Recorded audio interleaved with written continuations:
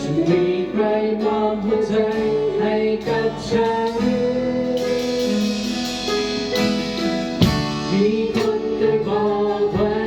ว่ามีใครคนหนึ่งมีคนเคยบอกไว้ว่าเขาช่วยได้และยังรู้นั้นตามหาได้ไม่ไกล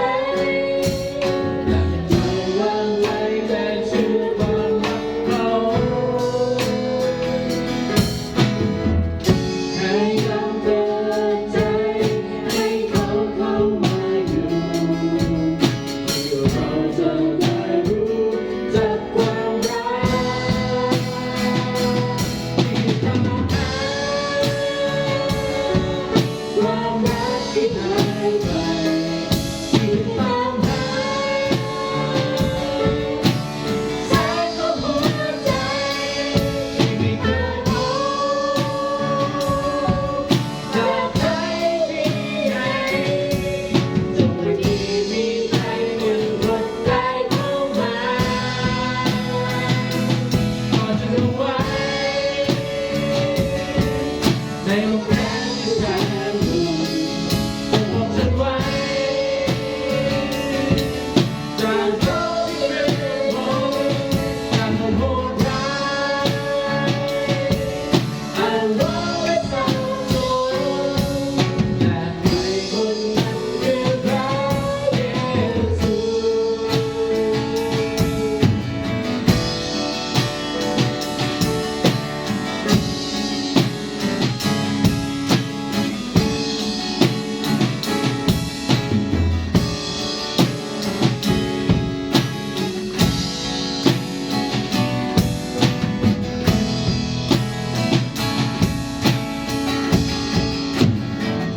ทรงเป็นความรักและทรงเป็นของเรา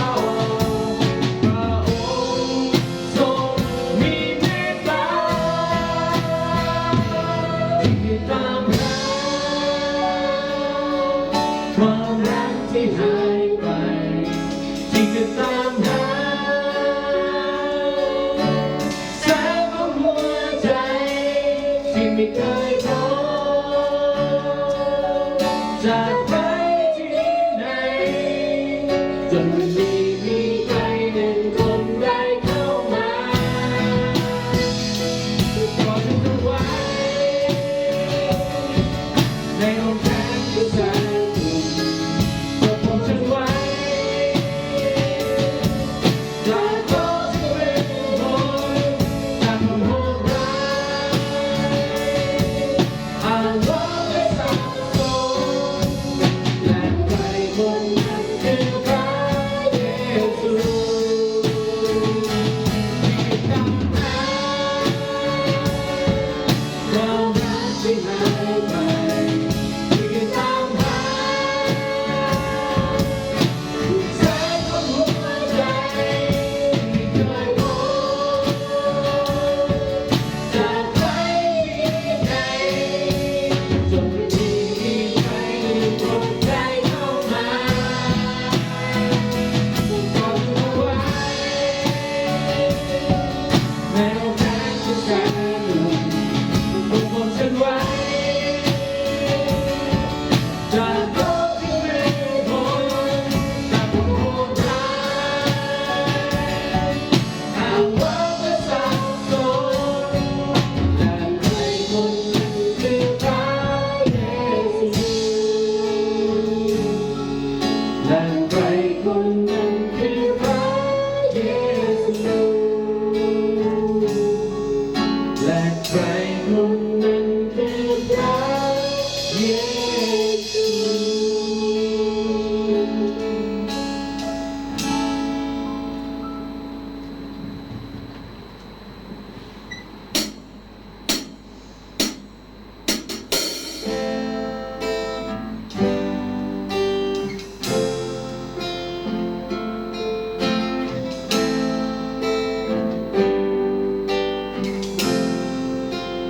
เ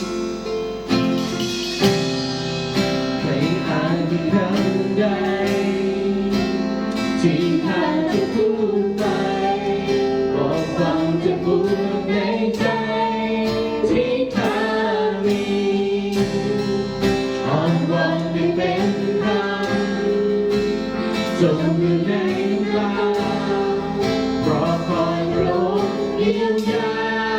รักษาใจแม้ต้องเผชิญเรื่องราวมากมายแต่ว่าเราจะร้องเพลงขอบพระคุณเสมอไปพระเราทรงตั้งของเอาไว้พื้นจิตใจเรียวแรงขึ้นใหม่ทรงเป็นความหวังในวันที่ไม่มีแสงไฟ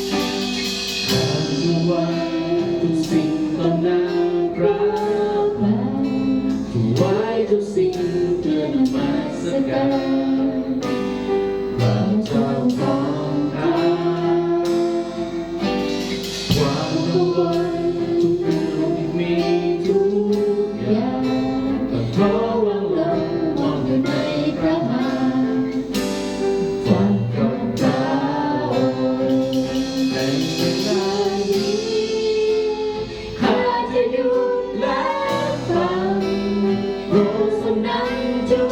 กอย่างขอให้ข้าเป็นที่ขอพระ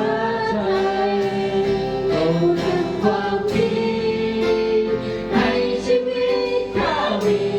ความหมายให้หัวใจข้าเหมือนพระทัยพระองค์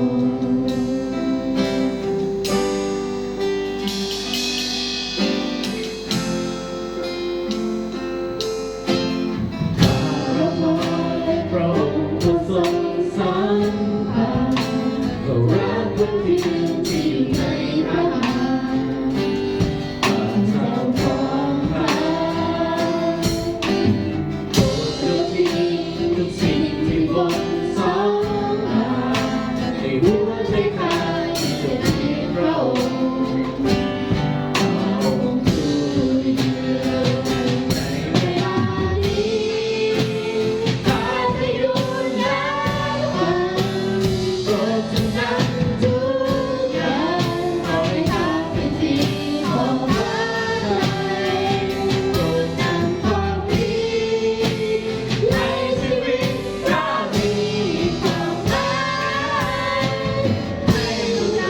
ข้าเหมือนพระทัยพระองค์ในเวลานี้ ข้าจะอยู่และฟังโปรดจงนำทุกอย่างขอให้ข้าเป็นที่ของพระทัยโปรดนำความดีให้ชีวิตข้ามีความหมายให้หัวใจข้าเหมือนพระทัยพระองค์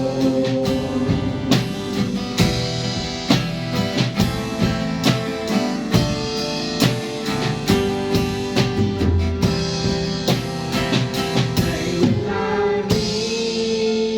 ข้าจะหยุดและฟังโปรดทรงนำทุ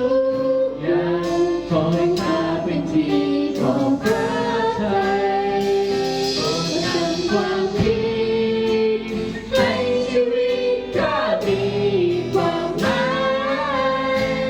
ให้หัวใจข้าเหมือนพระทัยพระองค์ในเวลานี้ข้าจะอยู่และฟังโปรดจงนำทุกอย่างขอให้ข้าเป็นที่ของพระทัยโปรดนำความดีให้ชีวิตข้ามีความหมายให้หัวใจข้าเหมือนพระทัยพระองค์ให้หัวใจข้าเหมือนพระทัยพระองค์หัวใจข้าเป็นของพระองค์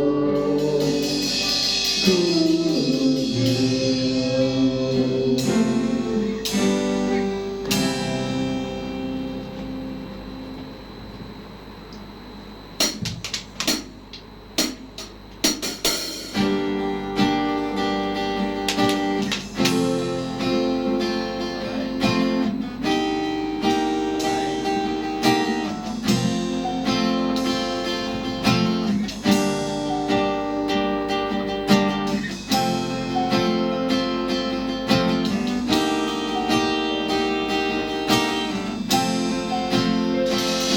ยืนอยู่กลางทางแดนที่น่ากลัวคลื่นลมก็มาแม้ไม่เห็นอะไรหากพระองค์ช่วยเราให้ก้าวไปก้าวพ้นจากเรื่องนี้ เราจะเดินไปบนคลื่นและลมด้วยความเชื่อที่มีไปหาพระองค์ไม่ต้องกลัวเมื่อใจเชื่อมั่นคงพระองค์เปิดหนทางไป ถวายทั้งหมดที่มีเพื่อพระองค์ส่งมอบให้ทุกคน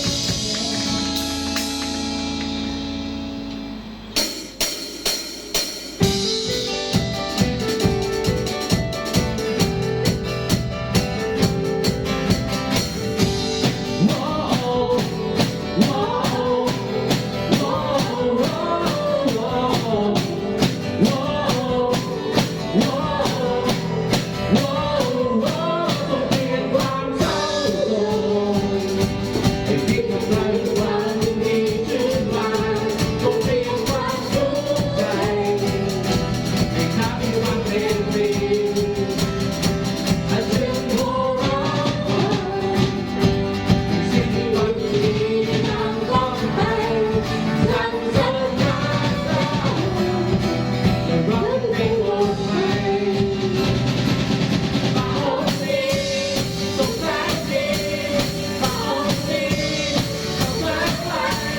ฟ้าองค์นี้และความรักมันคงไม่มีนานเร็วนะฟ้าองค์นี้สงสารดีฟ้าองค์นี้ต้องแปลกไปฟ้าองค์นี้และความรักมันคงไม่มีนาน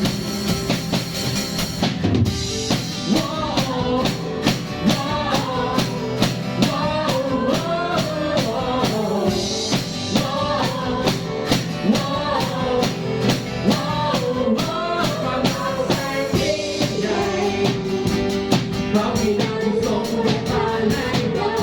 ไม่เคยหยุดยั้งไฟส่งสู่เช้าวันไหนมาถึงโมร้องร้องเราจงแต่ดีไม่เคยเปลี่ยนไปใจจงรักเจ้าและรักที่ลงไปเราดีสงสารดีเราดีสงสารไปเราดีและความรักมันคงไม่มีวันเราดีสงสารดี